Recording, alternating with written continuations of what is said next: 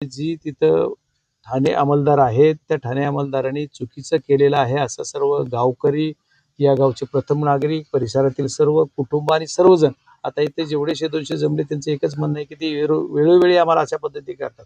मागही एक 1860चा गुन्हा चुकीचा नोंद केला, पोक्सोचा गुन्हा केला म्हणजे चुकीचा एक बाजू घ्यायची आणि एक बाजूला अन्याय करायचा. अशा पद्धतीचं काम ते जर ठाणे अंमलदार करीत असतील तर त्याच्यावर सुद्धा चौकशी झाली पाहिजे आणि त्या दिवशीच्या घटनेत सुद्धा त्यांनी आरोपीला साथ दिली आणि बाकीचे ही फिर्यादी आहेत किंवा जे ज्यांचं मयत झाली यांच्या कुटुंबाला यांना कुणालाही साथ न देता आरोपीला साथ द्यायचं काम केलं आणि त्यांनाच म्हणजे हाय ट्रीटमेंट दिली, लक्झरी ट्रीटमेंट दिली आणि जो दुसऱ्या ज्या मुलाला लागलंय त्याला उलट दवाखान्यात नेणं गरजेचं होतं. त्याला लागलेला असताना त्याला फक्त प्राथमिक उपचार केला असंच म्हणणार सगळे. आता ते म्हणणारच नाहीत नाही केला. आता तो आयसीयू मध्ये आहे, आयसीयू तर जाऊ देत, अनकॉन्शियस आहे. मग अनकॉन्शियस का झाला? त्याला जर तुम्ही झालेली घटना रात्री 11:30ला आहे, दुसऱ्या दिवशी संध्याकाळी 5ला सोडतात. 18 तास तुम्ही पोलिसनी काय कुठल्या अधिकारात त्याला ठेवलं?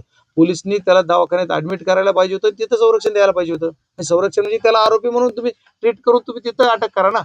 अटकेत असताना दवाखान्यात ठेवला पाहिजे. जेलमधून दवाखान्यात आणतात, इथं याला एवढं लागलेलं तो पोलीस ही काय डॉक्टर होते का? कोण्या डॉक्टरनं प्रथम उपचार केला त्याचा सुद्धा तपास मी आत्ताच घेणार आहे. कोणाकडून घेतलं ते नोंद सुद्धा मी तुमच्याकडून उठायच्या अगोदर करणार आहे. कोण्या डॉक्टरनं प्रथम उपचार केला हे सुद्धा मला नाव पाहिजे.